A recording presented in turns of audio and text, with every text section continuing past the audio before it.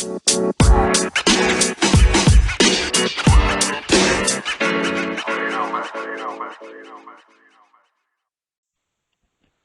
going on, people? Welcome to another episode of the Off the Ball podcast with me, your host, Chris LeBron. And I got two special guests with me. I got Jay Stevens and I got Chris Powell. What's going on, guys? How you guys doing? All right, so obviously, a very somber Sunday it was, hearing about the death of Kobe Bryant and just the tragic way he died, along with his daughter and 7 others. Just how did you guys hear about it, and what was your initial thoughts? Like, what happened? Let me go first. No, go ahead. Oh, you go first if you want. Yeah. Okay. I was watching a college basketball game on Sunday, Indiana versus Maryland. I get a text, and the text simply says, Kobe died. Now, I was watching the same game too, man. I was watching the same game. It's crazy. Yeah, it's crazy, man. And I'm sitting here thinking, who do I know? Who do me and this person know named Kobe? So I'm wrapping my head around, is it somebody in school, or is it somebody that we met after school because I went to school with this person? And then they send a screenshot of the article that TMZ put out about the helicopter crash, Kobe Bryant. The picture looks horrible. I mean, it's him, but it looks a little distorted. And I'm like, no, it can't be. That can't be true. So I started searching on Twitter, and I started hitting Google searches. And the more I searched, the more I realized this man's not here. Now, in the game, I'm waiting for CBS to break something on, like, Kobe passed away in a helicopter crash. They didn't do that till the end of the game, as you know. But it's like, man, it's like a part of my childhood, a part of me is gone. Never met him, never even went to a game when he played. But I literally feel like a part of me is gone when knowing that Kobe Bryant at 41 years old, he died in a helicopter crash. Yeah, it's still not real. It still does not feel real that he's gone. It's I still can't believe it. It's just crazy. I can't even have words. I don't have words. It's crazy. Like he's not on this planet anymore. That just doesn't feel right. It just doesn't feel right. Ugh. It gives me goosebumps just thinking about it. Yeah, it's weird, man. I don't. It's almost like you don't know how to describe how you feel. You just kind of take it in. You grieve in your own way, or you mourn in your own way, and you try to just take day by day. It's kind of like it's like you feel like a family member's gone, but he's not a member of your family. He's just like a basketball player that everybody loves. But it's like, when people, you have people who feel like, why do you care? I was like, but it's like you don't realize how important he is in our childhood. Like, we grew up with Kobe. We grew up with him, shooting 4 air balls against Utah, and until, scoring 60 points in his last game. We went through that whole ride with him, it felt like, everything that happened in Denver with the whole situation with the assault case. And, him going to the beef with Shaq and all that. And the Kobe averaging 35, 36, and 81 Kobe. And then, finally, getting those 2 championships with Gasol and all those guys. We went through this ride with him. And I think one of the most important things, like, I was looking forward to his second phase of his life, the second chapter, was he was going to be better than he was as a basketball player. He won an Oscar. This man won an Oscar. His first year out of playing bat, he won an Oscar. That doesn't happen. No NBA player, LeBron can't say, Jordan won't be able to say, I can win an Oscar. No, Kobe did it. It's crazy. People don't realize how important. I know he was important to me. I was devastated when I found out the news. I found out, on a wrestling Facebook group, and somebody posted it, and I was like, no, I was gonna tell the person, like, no, why are you posting, fake articles, bro? Like, the fake news, like, what are you talking about? This isn't real. And you click on the link, and it sends you on TMZ, and you're like, no, no, this can't be. And you Right. like my body, my you know when you like get that sick feeling, like when something bad happens and you just get that cold feeling. I'm like, no, this can't be real. So you go to Twitter, you go to all Twitter, on the news cycles, and then little by little it starts trickling, and like that there was a helicopter crash, and he was possibly on, and you're like, oh God, this can't be true. And then to and you're waiting for like the big people like Woj and all these guys to confirm it, and when they finally saying that yeah he was on board, I was like, oh God, it was sickening. It was so sad. I was just instant tears. It's still heartbreaking. And then to know that his daughter was on the, because first I don't know if you guys heard, but and especially on Twitter, they were saying that all 4 of his daughters were on board. Mm-hmm. I heard that too. And that even made me more like, oh my God, he didn't just die, all 4 of his daughters died. But then they were like, the numbers didn't make, they said 5 people died, and they said it was him, his 4 daughters. I'm like, well, there's a pilot too, I'm assuming. I didn't know if he had any, piloting experience, but I would assume he had a pilot. So that the number, and then they killed Rick Fox. People were killing Rick Fox. Yeah, I know, right? Mm-hmm. And then Rick Fox's daughter is like, no, he's fine. He's not like, it was like people were like, the numbers were like all over the place. It was crazy. It was just craziness the whole day. This with it was just crazy. Yeah. Yeah, and it's funny because when I found out, I was actually at work, so I went in around 2:00 in the evening. So I had another coworker came in at 3. So we're talking. She was like, "You heard what happened to Kobe?" And I'm like, "Yeah, LeBron broke his scoring record last night." She was like, "No, Kobe's dead." And I'm like, "You're lying. You cannot. There's no way on earth that Kobe's dead." So at that time, now putting the time frame for us, so comes in at 3:00. So, like you said, the news kind of started trickling in. I checked TMZ first. TMZ site crashed when I went on. Yeah. So then everything that I went like NBA, ESPN, nothing comes up, and I'm around a bunch of television, but from a distance. So I don't see anything about Kobe because I think that's when the Pro Bowl was getting ready to come on. Yeah. So maybe about 3:12, 3:13, right around that time, that's when everything started trickling. I did a Google search for Kobe Bryant. I see these YouTube videos circling around saying he's dead. Then I go to Twitter. First person I checked was Woj.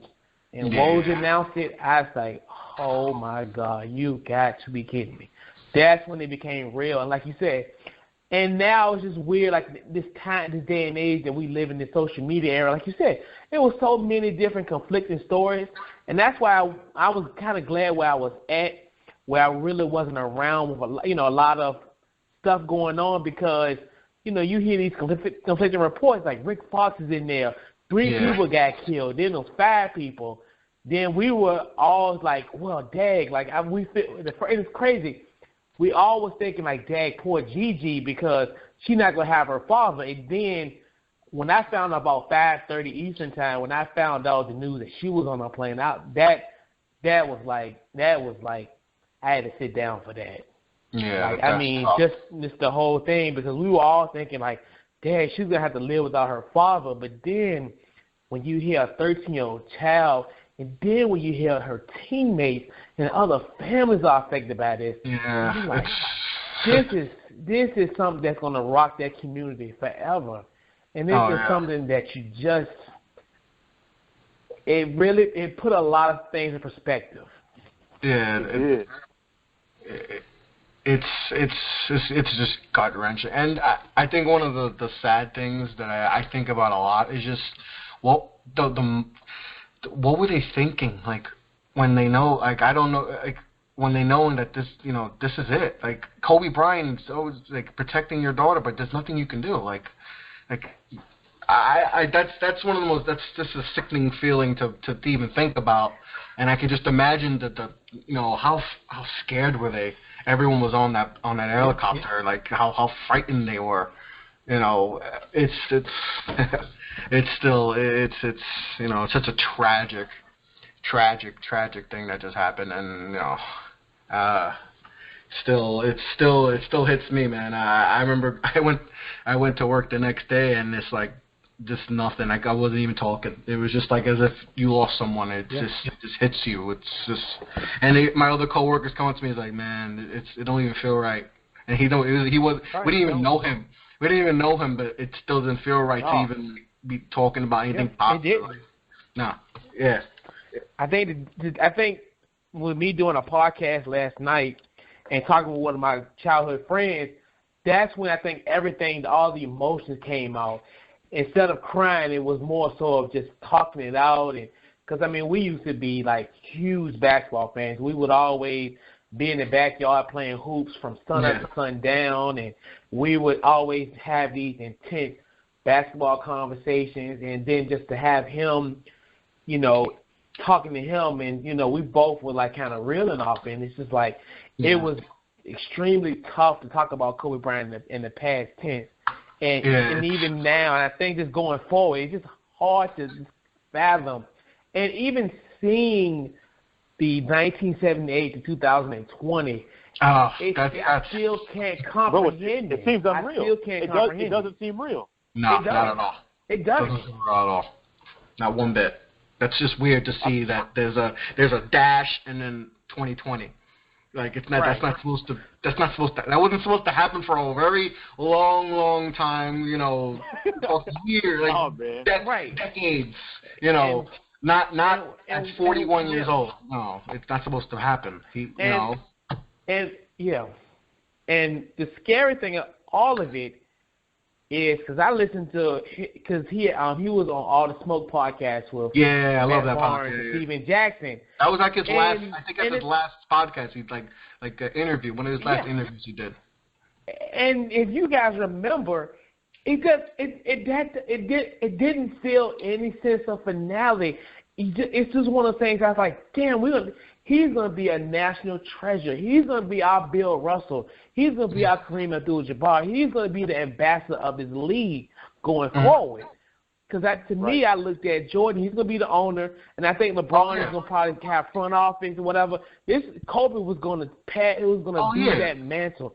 He was going to be that guy. Yeah. It's right. Yeah, I mean, I thought Kobe would be an owner. His next phase, he's going to be an owner. Yeah. He's just like I said, his life after basketball was going to be better than him playing basketball for 20 years and winning 5 championships and winning a league MVP, scoring championships, scoring 81 points. It was going to be better than that because it was starting. I think people like. I wasn't the biggest Kobe Bryant fan. Like he wasn't one of my favorite players, but I loved what he was doing after basketball because I thought he just looked more. He was happier. I was enjoying. He won an Oscar doing what he was doing for women's basketball. What he was doing, like making people care about the WNBA and making women's basketball more bigger. Like that was just a whole other thing he was doing. He was doing his second chapter was to me more interesting than his basketball career. I became more of a fan of him with everything he was doing with the Mamba Academy, doing all this stuff, you know, being the ambassador for the NBA. I thought that was just I love that part of Kobe more than I did when he was playing, you know. Right. Yeah, but I think with Kobe, I think with Kobe the way that he'll be remembered. It's a couple things. That picture or the video that we saw of him and Gigi on the sideline at Staples Center where he's teaching or talking to her about something that happened on the court, and she has that same look on her face that he had on the court when he played. But she's not playing. She's just listening to him talk about what they both love. And then also, I didn't realize how many people his wife touched until after he's gone. I haven't met one person that has said anything negative about Kobe Bryant. People that don't even like basketball, don't like sports, don't watch anything, they're thinking, man, Kobe touched me. Kobe's a part of me, or Kobe's gone and his daughter is gone. And then there's a coach and the coach and his wife and daughter is gone. There's other people that are there. It's like Kobe Bryant and his wife and just a human being that he was touched everyone. Yes. And I think another thing we'll remember about him is his smile. All the smoke. I remember he was on Knuckleheads with Quentin Richardson and Gary Miles. Darius Miles, yeah. He's on these shows, and while he's talking, it's like we know who Kobe is. We've heard of these stories before, but as he's on these podcasts, as he's talking, as he's giving us knowledge, it's like we're like sitting front row in a classroom, just trying to soak up everything the teacher is giving us. But it's Kobe Bryant, and he's not even with us. He's on a podcast, and everything he's saying, it resonates and it hits home with us because, like you said, my childhood was right there with Kobe. And so with him being gone, we're going to miss a few things about him. But I think we'll remember that video and his smile, man. Every video I've seen, that video of him and Gigi. So big, man. Oh, man. And I wanted to piggyback on Jay's sentiment, if you mind me interjecting. Yeah, but you know what's so funny about those when you think about it? Those guys Matt Barnes and Steven Jackson's literally like their age. Quentin Richardson, Darius Miles, give or take, they might need a few years. But it's amazing for someone in your peer group is so revered. That's what made that's what made you could like even like Steven like these guys. You think about like Steven Jackson's a dog. But Kobe, that man is a tough SOB right there. That's right. And Matt Barnes, and they looked at him and they revered him. Yeah. And to me, it's just amazing that someone of your own peer group is revered like that. Normally, it's maybe like a older guy that comes up, but these guys they're the same age. Yeah, and he's revered, and that's where it gets me. Like Kobe was more than basketball. He was more than basketball. He was more than just an athlete. He was just bigger than life. He was a global icon. There's not a lot of basketball players that are global icons. There's a handful of guys who you can go around the globe and you can be like, who's this? And Kobe's one of them. Kobe, LeBron, MJ. That's three guys right there who are global, and he's one of them. It's so. All right, let's get away from a little bit of sadness for Kobe. Let's talk more. Let's go through his moments. What moment sticks out with you most throughout his whole career? What's that one moment game where that sticks out to you guys most? Go ahead. You can go first. To me, it's got to be that. Yeah. To me, that last game, that 60-point game. That game was crazy. He wanted to show you even his last game. I still got it. Yep. Yes, he did. But you know what's and it's so funny? But you know what's funny? The Shaq thing on TNT. I think a game they had him on right before that. I don't know if it was before the game or a couple of days before, but they had, and Shaq was like, "Yo, I need you to give me 50, dog," and he was like, "Nah, man, I can't do that." And then now you look, he's like, "Yo, he went out and gave you 60, not just 50. He gave you 60. And they won. So that's on top of that, they won the game, right? I think they were down 10 in the fourth quarter and they won. Yeah, they were down. Yep. They were down. And Utah, I think, needed that win to get to the playoffs. To get to the playoffs, yep. Yeah, they were playoff. They were fighting for the playoffs, so they needed that. And LA was already, they were done. They had already 50 plus losses, but Utah needed that game too. So it wasn't just like we're just going to give them the win and let Kobe shine. Like, no, we need to win this game to get to the playoffs. Yeah, I know. With one thing with Kobe that I'll remember him game or something that sticks out. It's nothing. It's honestly, it's probably my first game where I sat down from start to finish as a kid and was like, "This is my guy. This is my dude. This is the player that I'm going to follow while he's in the entire NBA." The 1998 NBA All-Star Game. Michael Jordan's last All-Star game as a Bull. Kobe's first All-Star game. That was at the Garden, right? Yeah, at the Garden, man. Yep. He's the sixth man on the Lakers, the youngest who ever started an All-Star game still to this day. And this kid, he has a fro. He's smiling. He's like, I belong here. Dude, you're 18 years old. What do you mean you belong here? But me as a kid, I'm like, this is Mike. This is Kobe. And I'm seeing them go one-on-one, back and forth. And Mike's like, I'm sick, but if this kid's going to come at me and attack me and want me to go at him, I ain't going back down. I'm going to go at him. And you saw at that time, you can talk about the air balls against Utah. You can talk about rookie year when he had the confidence. But but at that time, 98 All-Star game, that's when a lot of people were like, man, this kid is special on the biggest stage in the Garden, the mecca of basketball. he didn't back down from his legend, his icon, and he was putting the same moves on Mike that Mike did. Mike got the upper hand. I think Mike won the MVP. Mike each won an All-Star game. But, man, that game right there won me over. I'm like, man, Kobe, you had me before, but this performance against your idol, against your icon, that everybody wanted to be like Mike, man, you won me over, man. And I still watch that game to this day. I don't care. Like, that 98 All-Star game, I watched that for years. That's one of those epic All-Star games, that 98 All-Star game. Oh, yeah, Jay. Epic All-Star game. And Jay, it's had to be probably one of the best intros ever. That's like one of the best intros, All-Star intros ever. I love that intro in 98. That was tight. Yeah. Yeah, man. It's basketball back then, man. I love it now, but the intros and the players back then, I don't think I've ever seen anything like it. Nah, the NBC theme, the NBC theme still gets me going. It was an event. Listen to that theme. Still a great theme. Gets me chills, man, just thinking about it. Yeah. 90s basketball is different. It's a whole. That was fun. That was the last time my Knicks were good too. So it's been a long time. Man, they've been in the playoffs since then. You got to give them that. Yeah, like once. Go New York, go. Oh man, we still go off the Knicks fans still go off the 90s as if it was like a year ago. It was like 30 years ago, guys. We need to stop it. That's all we could. That's how bad the Knicks have been. That it's we still got to go back to the 90s and almost winning a championship. But, hey man, it's better than the Pacers not winning one in the NBA. We got to go back to the ABA days to even get a championship.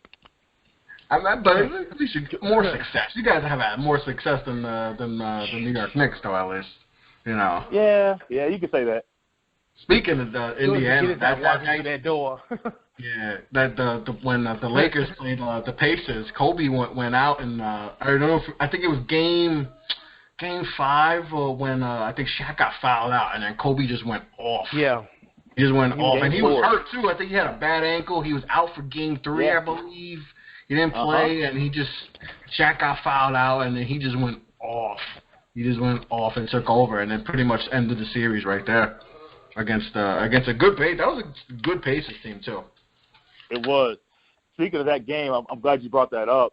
I was listening to someone recently talk about Kobe. It was Jalen Rose, because Jalen Rose was on that Pacers team, and he was talking about how Jalen Rose thought at that moment when Shaq went out, he was like, this is our time to win. This is our time to take control of this series and say, hey, yes, your big fella went out. We're going to be the one to take control and really propel ourselves to have a better chance of winning the series than you.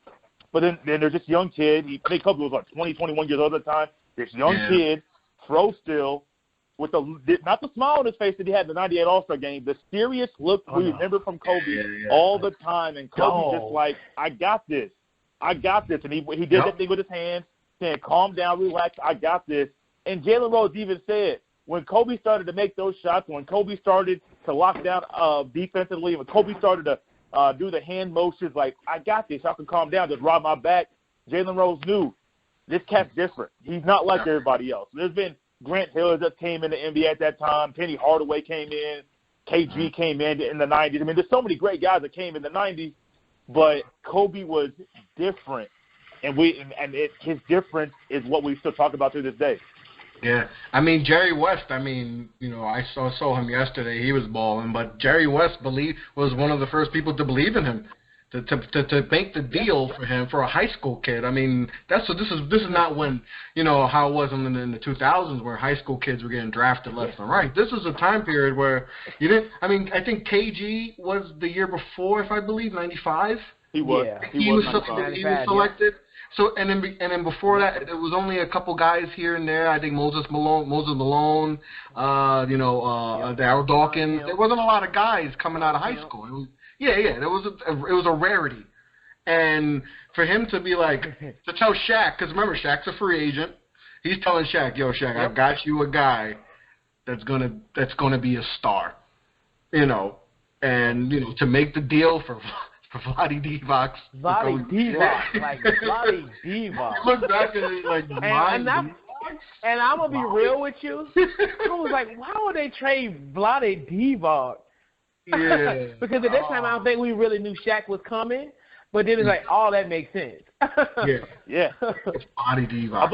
I believe KG, different from Kobe at this time, I believe KG came into the NBA out of high school out of necessity. Yeah. Because I don't believe he had the grades to get into college.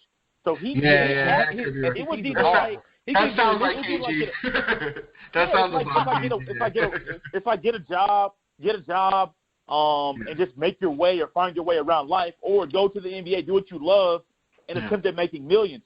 Kobe knew in high school, I'm going to be different. He believed he was going to be the best player to ever be in the NBA. Now, I'm with Mike, but Kobe at that time still said, hey, man, I believe I'm going to be the best in high school. So he went into the NBA with confidence.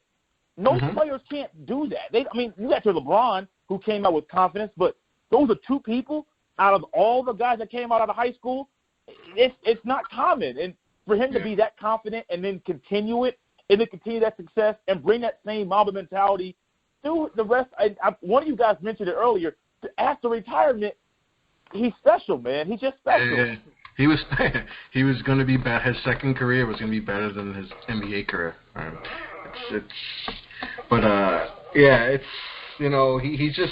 He just had that mentality from. I remember hearing him saying, I believe it was one of those. I think All the Smoke podcast or the other podcast with Quentin Richardson, but he said that he was barely ranked as like a sophomore and like junior or a sophomore. He was like in the 200s, 300s, and then I forgot who we said was number one. I think it was I can't think of his name. Tim Thomas.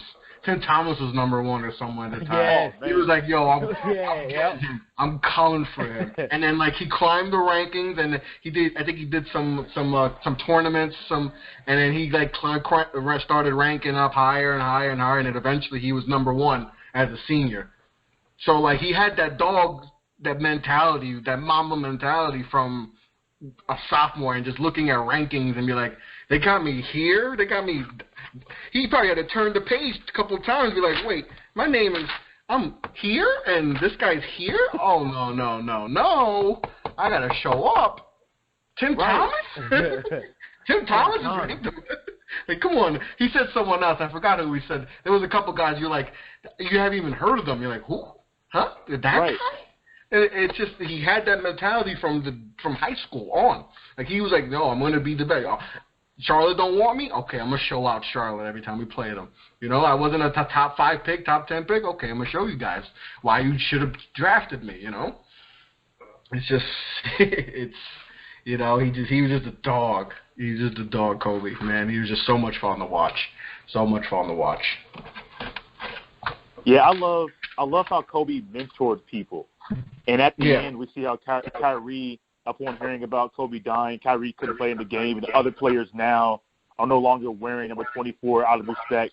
But there's so many people that Kobe mentored that Kobe was so private that we didn't hear about it. But I think over the next few weeks and even months and probably even years, we'll hear of all these stories of people that Kobe mentored in basketball, outside of basketball, his soccer obsession, that maybe he mentored people in soccer. Second love, but then spending so much time in Italy. I mean, Kobe Bryant, like I said, he's a private guy, but him being private really helped him be more of a mentor and more of a person that people could look up to and say, hey, if Kobe says this to me, it means something. It's not just because of what he does on the court, but off the court, he is a one-of-a-kind human being. Yeah. How he was as a father. I mean, just all the examples he set for everyone, like just being a good husband, we all know what happened. He messed up years ago. What happened, but he made up. He showed that, he made a mistake, and he's been a great husband since then, and 4 daughters, that he's developed and made into great, to great people. And, it's still crazy just to think that you talk about him in the past tense. It's still surreal. It shouldn't be. It's still, man. I don't, man. It's one of the most. I remember like when Michael Jackson died, what I was doing. Like it's one of those moments. Like I'm sure with people when JFK got killed, like they know where they were. Yeah. It's gonna be one of those moments where you're gonna we're gonna remember this when we're in our 60s, 70s. We're gonna be like, man, I remember when Kobe Bryant passed away. I know exactly what I was doing. You know, it's one of those moments you're gonna remember what you were doing. That's how big of a icon he was. Like, you know, that's just how big he was, and you know, it's, you know. Talking about stuff other than sports, I found myself tuning into it more, listening to him more. I was more LeBron interested in James, Kobe. man. I mean, LeBron James does all these shows, and he's very good about being something about being just a human being, not just an athlete, but just being a human being, talking about everything. Michael Jordan, I grew up with Michael Jordan. He's my guy, but it's not like when Mike's on TV, I have to listen. Magic Johnson, when Magic's on TV, I don't have to listen. I mean, the TNT guys, they're on all the time, but it's still not appointment. I tune in, but it's not like I tune in more. But when Kobe's on the television or it's a podcast or radio, which he rarely did, but whatever it is, it's an instant click if he's on a podcast. Yeah, instant click. Yeah, it's like your numbers go up simply because Kobe Bryant is in that space, and it's weird. I mean, I've seen articles of people that don't care about stuff. Someone to this day I work with, well, still now, a couple of days after Kobe died, we're still texting and sending articles like, did you know this, or is this true? Like, just trying to figure stuff out, like how we know how, but in my mind it's still like how. But I'm going back. I recently listened to that Knuckleheads interview on that podcast. I'm going to go back and listen to all the interview he did there, and just try to get all the Kobe, just his voice, because he's full of wisdom, and everything he says, it's like I tune in more because of who he is and the influence that he had on my life. Yeah, like I said before, I was more interested in this second act than I was this basketball career. It was just It was just fascinating how he was just, you know, creating, you know, all the content he was creating, the books, and like I said, what he was doing for women's basketball. You know, I have a daughter myself. I have a 4-month-old, so, you know, what he was doing for women's basketball and everything, you know, he was doing with all his daughters, you know, that. And then, you know, it hit harder knowing that he was with his daughter. You know, he was going to a basketball game. You know, his daughter's basketball game. You know, you know, it's just, you know, and then that picture, I don't know if you guys saw that picture of everyone at the Mamba Academy, and they're waiting for them, you know. They're waiting for Gigi. You know, those are the last two people that they had to wait for. And then they had to have been like, he's not here yet. There had to be like a time like, yo, like what's going on? Like, you know, I'm sure Kobe's not late. He's probably definitely not gonna be late. Right. You know? So they probably knew there was something wrong. Like something was not right. You know. Yeah. And you feel for like the other parents that are on their helicopter and the other two players. Man, it's crazy, man. It's crazy. But you know. You know, I don't know if you guys do it, but like every time I can't even shoot a something to the garbage and say Kobe no more. I can't say it. I gotta wait. I'm gotta wait a little bit before I say it. You know, because every time you throw something and you get Kobe. Yeah. I can't even do that right now. I don't even feel right doing that. And that's something simple as just throwing something in the trash. Kobe. Can't even do it. I gotta wait. It's still too soon to even do that. But he left his mark on us for sure, man. He was just one of the he's the closest thing to Michael Jordan as far as just person who plays like Michael. It's, you know, I don't know if you saw, like, there's like a video on YouTube and they just show like they'll show Jordan doing like a fadeaway, and Kobe does it and it's the same exact move. It's to a T. Yeah, to a T. To the T. It's not even like, oh, well, no, it's Kobe. No, it's like, no, it's the same exact move. He'll do like the little pump, the shimmy, and then turn around and do the, you know, baseline. It's like, oh my God, it's crazy how much he loved Jordan so much. That was his idol, that he just wanted to be like Jordan.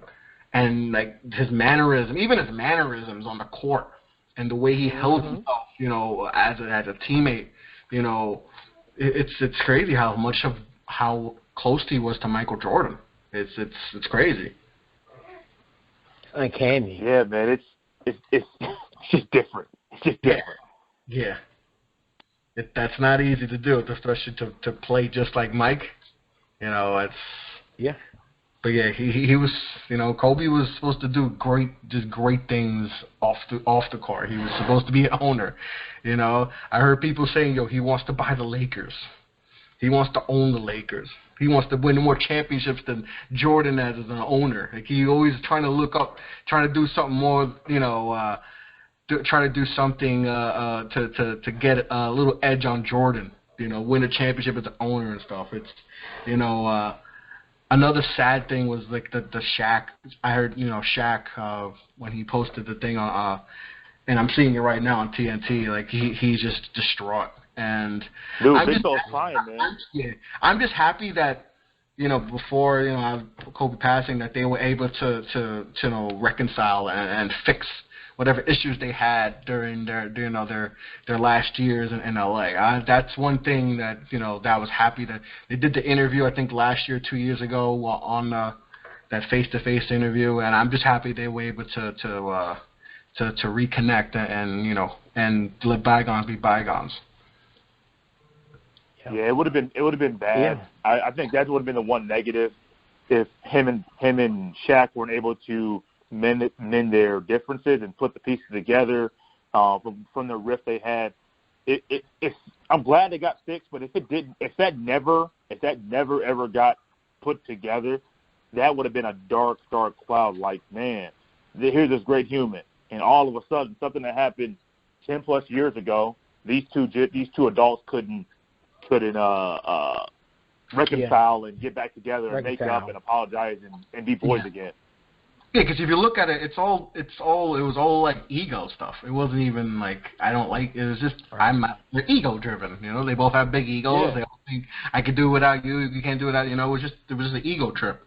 That's pretty much what it was. You know. And we've even seen Shaq recently. I know ESPN did that 30 for 30 on the Magic, and Shaq even said he wished that him and Penny could have stayed together. Yeah. He wished that him and Penny, like, part of him, like, yeah, he went to Lakers, got rings. Part of him is like, me and Penny could have been me and Kobe plus some. Like, two guards, different playing styles, but Shaq could have been great in one range with either one. Of course, he left and went to L.A., but of course, Shaq wishes that things would have ended differently with him and Penny, because, man, those two together would have been deadly. Oh, yeah, for sure. Penny was, people forget how good Penny was before he got hurt. And injuries kill you, him and Grant Hill. Yeah. Those are another two big what-ifs in basketball. But what other memories you have of Kobe?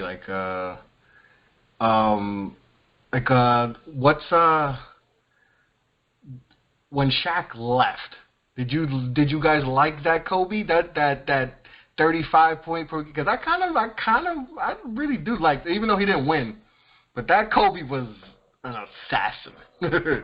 That Kobe was, he probably could have averaged 45 if he really wanted to. I mean, he averaged like 36 one year, but he went on a tear. You know, obviously scored 81 in there, but that 3-4, I think it was 3 or 4 year stretch where he didn't have no one yet before they got Gasol. That he might have been the greatest scorer of all time. Yeah, I think Kobe knew what was needed to have his team at least have a chance at winning. Because if you look at the rosters and see who they had, they didn't really have many players. And there's always a down period after a great player leaves. I mean, it's rare that the Bulls were able to be as great as they were when Mike left for those 2 years. I mean, most of the time when you lose your best player on a team, or a dominant player on your team like that, there's a huge fall off. We saw what the Lakers when Magic left, saw what the Celtics when Bird left. There's normally a fall off. And Kobe knew, like, there's going to be a fall off, but that's not going to affect my mentality or my play or anything that I do on the court. And man, that Kobe, he was enjoyable because every single night it was like, man, he's going to do something special, similar to what we see now with James Harden now. Kobe every single night. He's a man on a mission, and there's nobody in the league that could stop him. And everybody in the league knew they couldn't stop him. And Kobe knew. He already had the upper hand, he already won the mental battle, and he already knew, like, I'm in better shape than you. I work harder than you. I watch more film than you. So you're going to get on the court with me when I ain't got nobody and expect to actually beat me and expect me to not play my A++ game? Get out of here with that stuff. And over and over and over, Kobe was like, man, I'm that guy. I'm that dude. And that was it. That was an enjoyable Kobe to watch. Extremely fun to watch. That was fun because it was like every night you're like, yo, he's dropping at least 35. So you knew like he had the possibility to maybe even score 100. Like that's how that during that stretch he was just on a tear.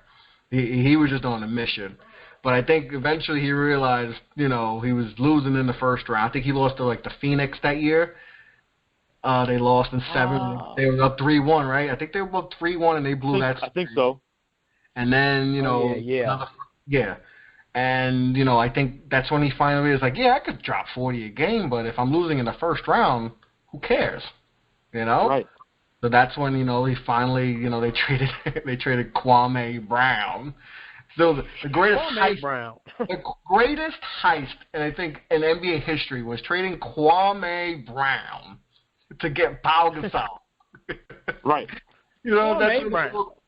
Kwame Brown was traded. I haven't heard that name in a long time. I mean, that's the same thing. Powell Gasol was in the same draft as him, I believe. I think Kwame was 1, and I think Tyson was 2, and I think Powell was 3, and Eddie Curry was 4. Eddie Curry. Yeah. Former Knick legend.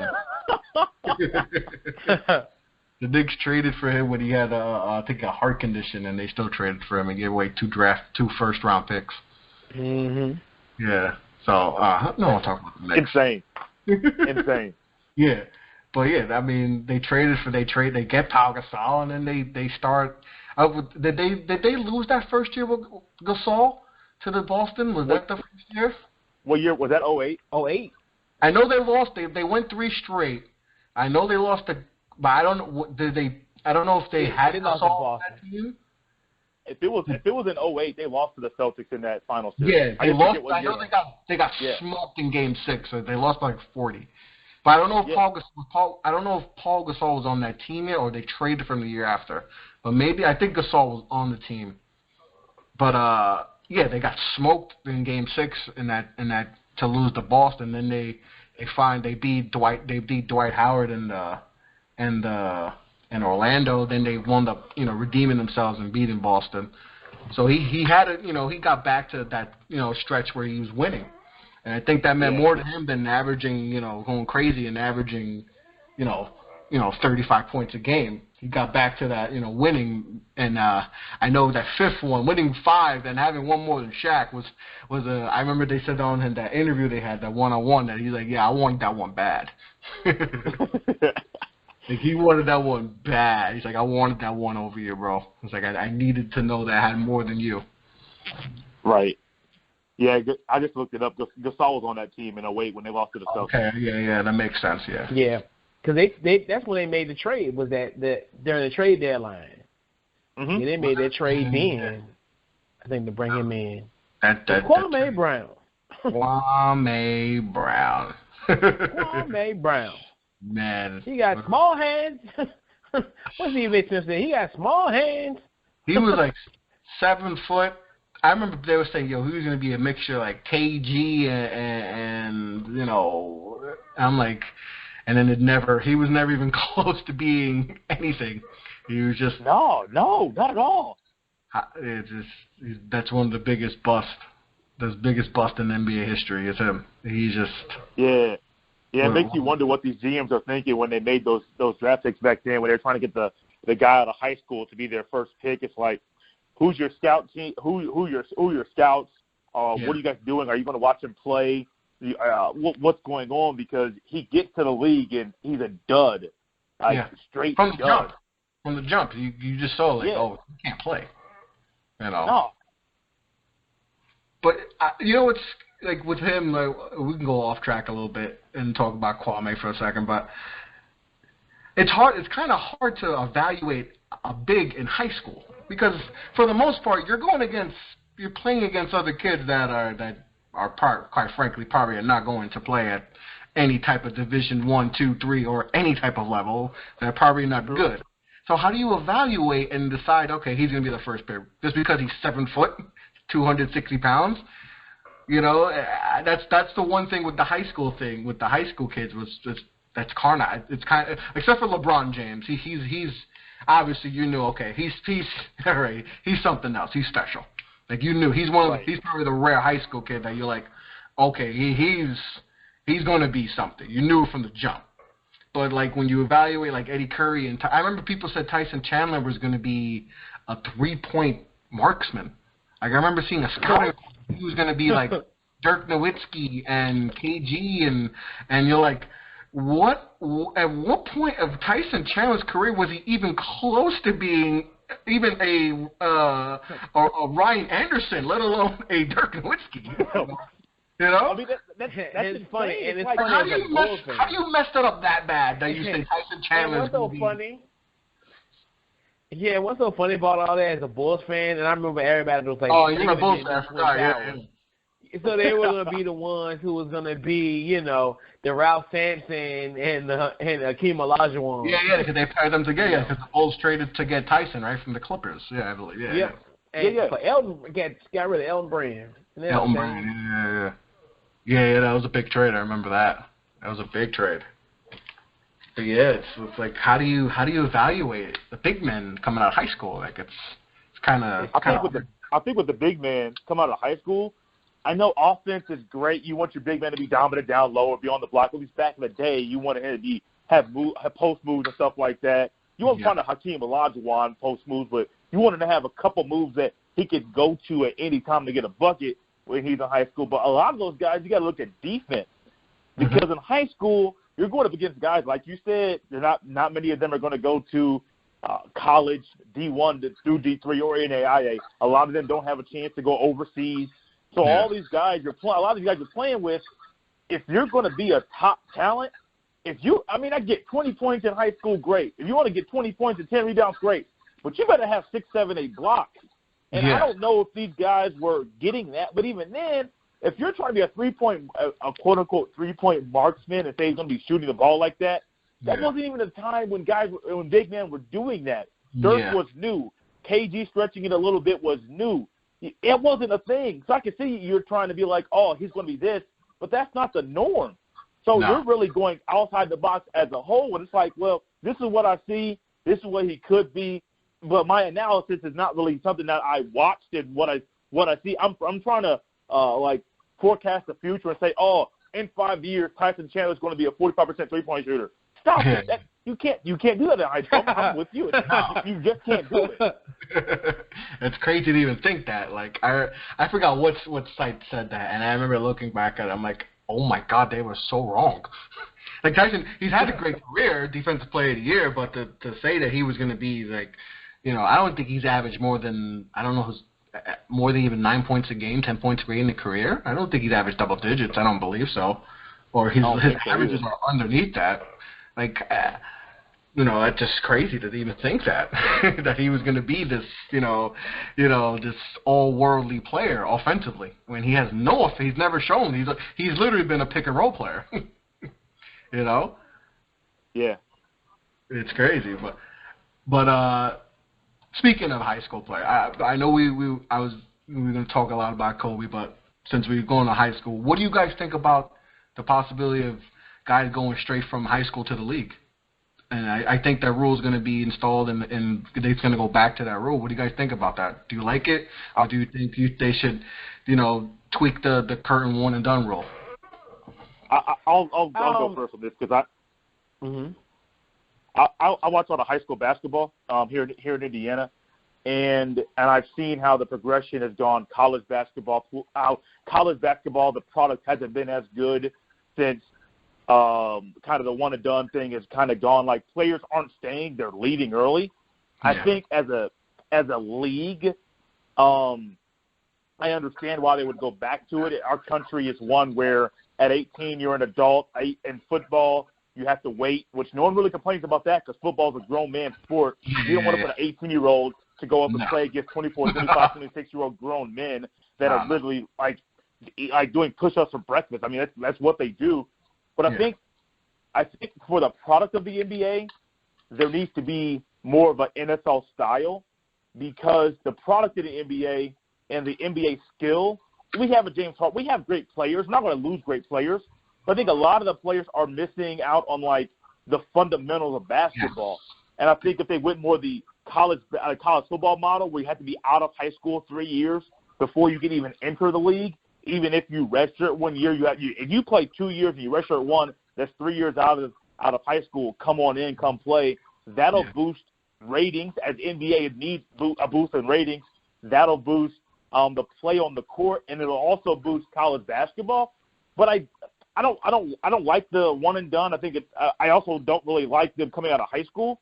But I would much rather them come out of high school and be more of a thing than one and done. Either come out of high school or go to the more of a college football model, stay in college for 2 years or even 3 years before coming to the NBA. Make it an NBA rule because the one and done it's hurt college basketball, but it's also hurt the NBA because coaches nowadays, you're having to coach 19-year-olds. You have to teach 19-year-olds grown man things, teach them how to be adults, teach them how to manage themselves, manage their time, all this stuff. And I think it'd be a great thing for the NBA. They're going to get a lot of heat if they go that route. But for the product in the NBA, the product in college basketball, it's better all around. It's also better for the athlete to say, hey, I have to have time. I have to grow up myself before going up against grown men in the NBA that I had literally just been doing this for 10, 11, 12 years and doing that. Yeah, definitely. I definitely agree with that. Yeah, go, Chris. Part of me, I pretty much it's a good and a bad thing. I think I'm hoping that the G League develops more because I think those guys, straight out of high school kids, really need to go to the G League and kind of learn how to become a professional. Where they're in one city one night and one in the other. When you go to the college, unless you're on a high-profile team like you're at Duke, where you're like a traveling road show, where you go to MSG a couple of times, you go across the country. And I don't think, and then the college is going to diminish the game because you get these one and dones. You don't really get to develop like in especially how college is.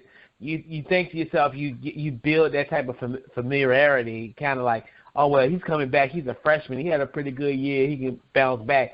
And I do understand there's a money component because at the end of the day, I could learn those fundamentals and skills on an NBA dime, on somebody else's dime. I can learn on the fly. Yeah. So I think and that's why I think it's just so weird. You do. It's like it's one of the things you do, you like it, but then it's almost like, when you do this, do you set these kids up for disaster? I mean, these kids, because everybody think they're the next Kobe Bryant, but no, you're not gonna put in the work like Kobe Bryant. You're not gonna be the one. Exactly. Right. That's my biggest thing is I'm indifferent too. Like I like it and then I don't like. Because my thing is, all right, let's say the rule you can go out of high school. You know how many kids think that okay, I'm going to be the Kobe Bryant. I'm going to be I'm going to be a star. And then you'll have so many high school kids declare for the draft, and there's only 60 picks. Guys. 60 picks. Yep. Only 60 guys are going to get drafted. And then that's going to be so many guys are going to get undrafted, and then that's going to stunt your development. And there's just going to be a lot of full people thinking that, oh yeah, I'm going to be good, I'm going to be this, I'm going to be LeBron, and then that just hurts the player. And then you're going to have to. Then now you're going to see the real grind because you're undrafted. So now the money you thought you were going to get is not there. Non-guaranteed contracts. Now you got to go play through the G League, or you have to go overseas. And you got to fight. Now you got to fight. A lot of these high school kids, everything's given to them. They're the stars. They're Mr. Indiana. They're Mr. Illinois. They're Mr. New York. They're all this. And then when reality hits, like you're not as good as you think. It gets them, and then we see these guys flame out, and you never hear them, and then and but also I don't like the one and done. I think it's a terrible rule. I've always thought of like how baseball does it. Now, baseball allows their guys to go straight from high school, but if you do decide to go to college, you have to commit to 3 years. That's kind of something I like because it kind of works both ways. Because we have so many young guys in the league, 19 years. I don't think people realize, you go from high school basketball, you play a semester of college, you play a couple months of college, and then you go in to play against grown men. You're playing against LeBron James. You went from going the 5'2" kid, that picks his nose in sophomore class, to now you got to guard LeBron James. You got to guard Steph Curry off the pick and roll. Good luck. And a lot of these young guys get you fired in this league. These coaches don't have time to develop these kids. No, these coaches get fired after 1 year, half a year. Yeah. Fizdale got fired after a year in 4 games, 5 to 10 games. These coaches don't have time to develop these young kids, and that stunts your growth. We've seen it. We've seen young guys who have been in the wrong system, and just it hurts the development. And they go somewhere else and they succeed. But I'm indifferent. It's weird because kids should be able to have the ability to go straight and go play professional basketball. Like you said, in every other phase of life, you can go to the Army, at 18 years old. You can go get a job. You can do whatever at 18 years old. But I don't know. I've been conflicted on this, but I kind of like the college how baseball does it. If there's a way we could do it, it doesn't even have to be 3 years, at least 2 years. Guarantee you get at least an education. Get your associate's degree, something. It's something like that has to be. But I don't know. But I'm indifferent, like you guys. It's kind of back and forth. Like I don't know.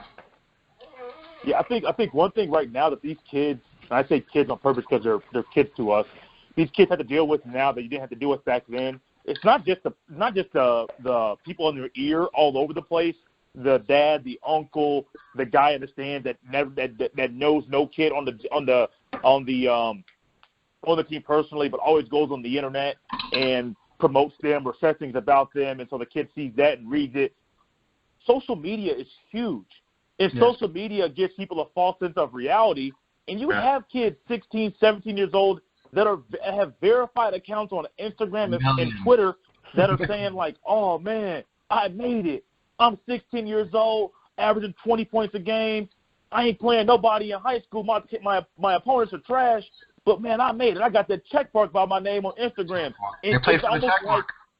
Yeah, man, these kids are playing for stuff. They're not playing. They're playing for the extra stuff, and so they're playing for the extra stuff. And then when they get to the league, the extra stuff's not there.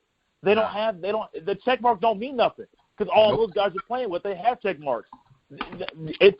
They're losing their motivation is gone. Yeah, they may still get clicks on social media, and they may get some endorsements because of stuff they do on social media.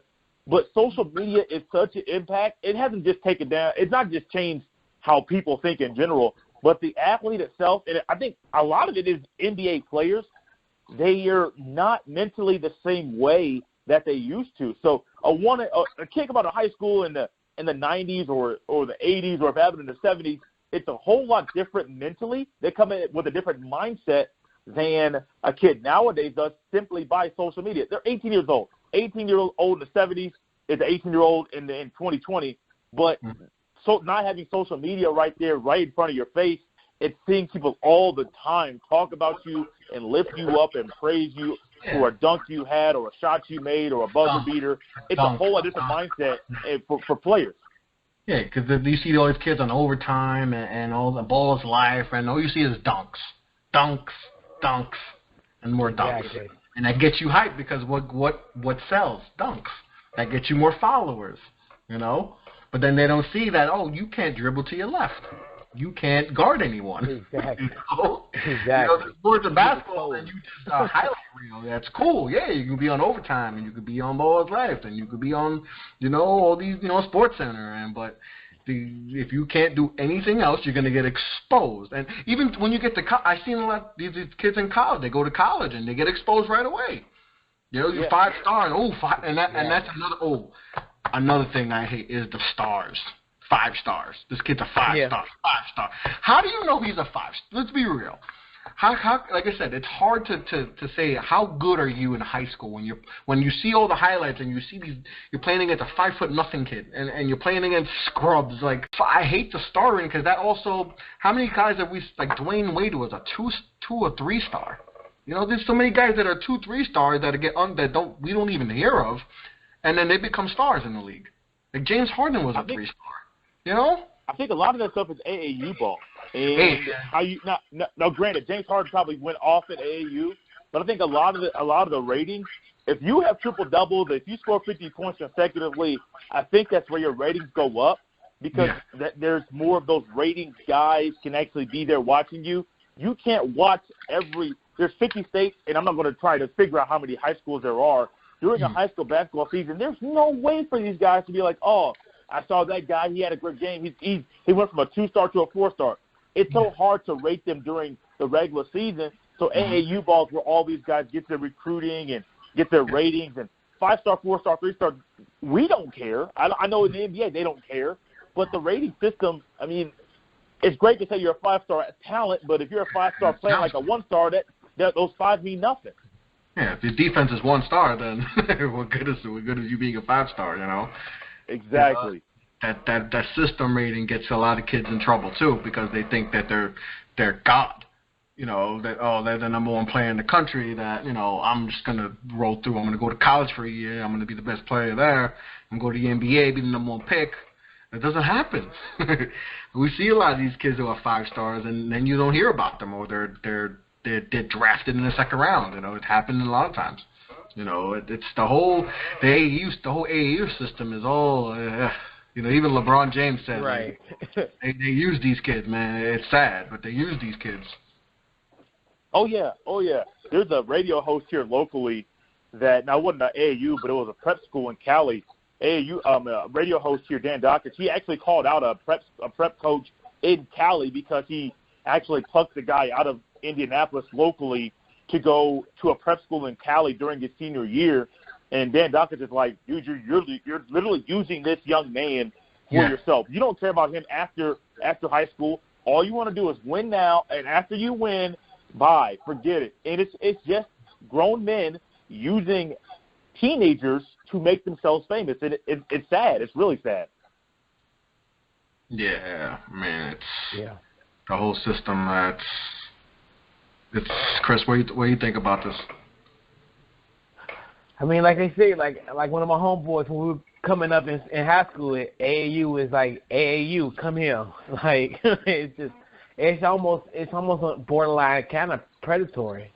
Mm-hmm. Where these kids, you know, and then I think it really affects just overall just the whole compass of actually like high school sports and, you know, and then I think you see these guys having these injuries and, you know, they that's bad backs and bad knees in their 20s because they play it all year. I mean, and some people I've even heard. I was looking at a documentary one time, and they were talking about guys who were foregoing high school seasons to play AAU. Yeah. What? Yeah.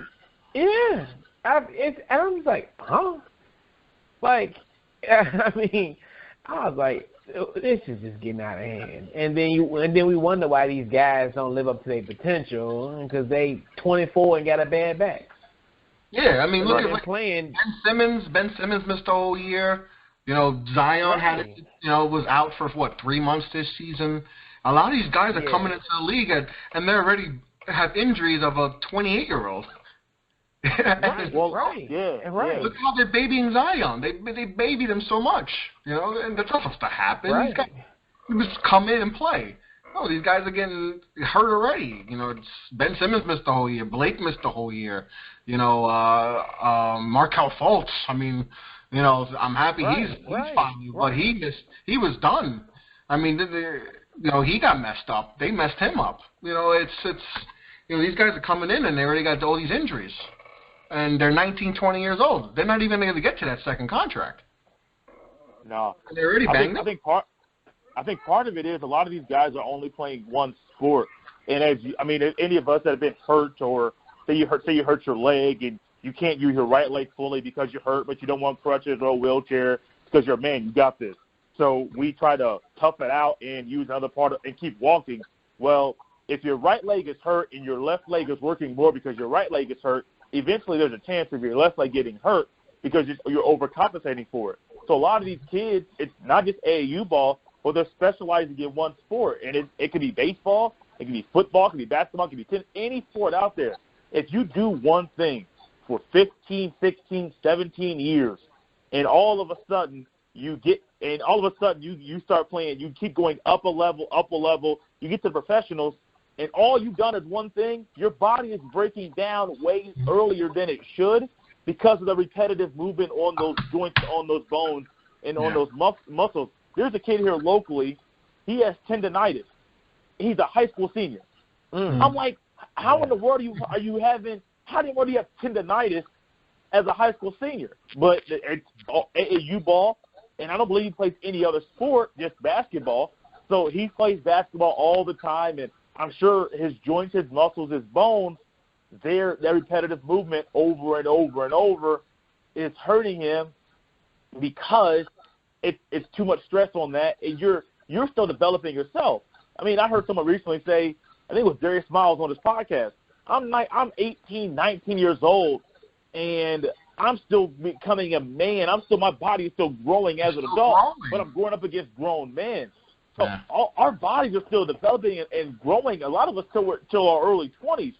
Our bodies are not made for repetitive movement, repetitive motion, repetitive pounding over and over and over in one style. So I think that as well is why a lot of these kids nowadays are getting hurt, because they don't do anything else but play basketball or play one sport, and their bodies aren't made for that. Yeah, all these kids are mostly one sport. They just play basketball. That's it. There's no one's playing all three sports all year round. They're just playing basketball, and that's why we're getting more injuries than ever. I remember watching something on HBO, Real Sports, and there was a doctor. He's like, I haven't seen this many 10-year-olds with ACL injuries ever. Like we got 10-year-olds blowing out their knees, 8-year-olds blowing out their knees. An 8-year-old with torn ACL already? His body's not even close to being fully developed yet. No, not even close. So why we like I said, the AAU level, it's gotten out of hand. Right. Really gotten out of hand. It's too much. The amount they play like 4 games in a day. You can't play 4. Have you ever tried to play 4 games of basketball, even pick up? No. And you're dead after a full game of 21. Yeah. Especially if you're doing 21 full court. Yeah. I'm like, oh my God. Half court. I'm like, let's make this half court, guys. Half court. Yeah, like full court basketball is, playing to 21, let alone playing, 12-minute quarters or 20-minute halves, 4 times. That's just it's too much, and that's gonna hurt the development of these kids. By the time they get to the league, they're 23, 24, and they're done. Their body's a shot. Even look at Darius Miles. Darius Miles, he was done quick. He was done pretty quick. Right, real quick. Quick. He got the and he was a wrap. Yeah, I think he said most of his career he was down because of injuries. Like he never really got to see what he could do because of injuries his whole career. Yeah, because he was explosive. He was super explosive, and his knees went out, and then that's why you have to develop your whole game too. Because he was mostly just a dunker too. He didn't have a developed game. So at least if his knees would have went out, if he had a more all-around game, he might have would have lasted longer. But since he was mostly just like a power a dunker and played some defense, he was out of the league pretty quick. But another what if too in basketball is Darius Miles. Yeah. But something fell. But Matt, we're gonna wrap this up soon, guys. It was a great talk. What do you guys have any predictions for the second half of the season that's coming up? Who you think's gonna maybe who's going to come out the East and West? Who surprising teams or anything? That's I'm thinking the Lakers gonna take care of business. Yeah, I think the whole Kobe stuff's got. I think it's gonna be Lakers and the Bucks. Lakers, Bucks, yeah. NBA Finals. I think that might be it. So I think after this, man, LeBron's gonna be on a mission. Gonna be on a mission. I mean, I had the Clippers, but with all this going on, I think the Lakers, they're gonna roll. I think they got this. I think that battle in L.A. between the Lakers and Clippers is going to be way more intense than we ever thought it was going to be. Oh, it's going to be three guys, dude. You have three guys that love Kobe Bryant, that looked up to him, as some as an icon, some as an idol. But then LeBron got to be more of a close relationship when he went to L.A. LeBron with the Lakers, but you also have Kawhi Leonard and Paul George, who idolized that man when they were growing up in that area in Cali. And so let's just say, for instance, now we know we got more games in the regular season, but you got the Clippers and Lakers Western Conference Finals.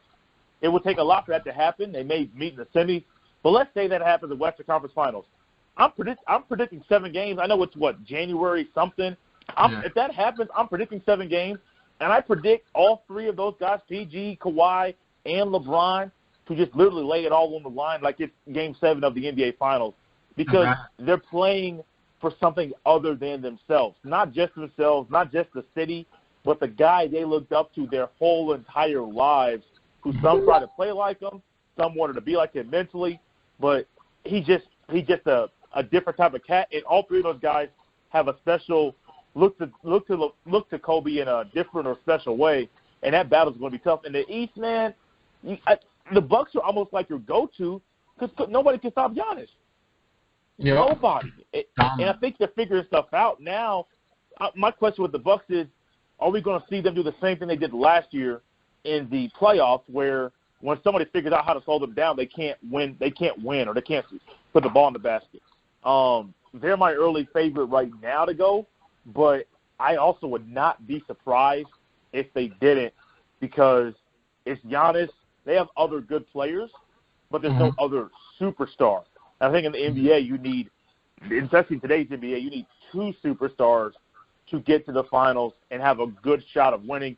Of course, last year you had the Raptors. Nobody would say Kyle Lowry's a superstar or Pascal Siakam was at that time, or a great player. But I would not be surprised if the Bucks fell again, because there's no other superstar with them. Yeah, I agree, man. It's going to be a good. It's going to be good in the second half of the season. I'm excited to look forward to it. But, guys, I appreciate you guys being on the show. If you guys want to plug your socials and your podcast, go on. Yeah. Yeah, Chris, go. Go ahead. Yeah, so follow me on any of your favorite social media, Couch Coach Live, Facebook, Twitter, Instagram, Couch Coach Live.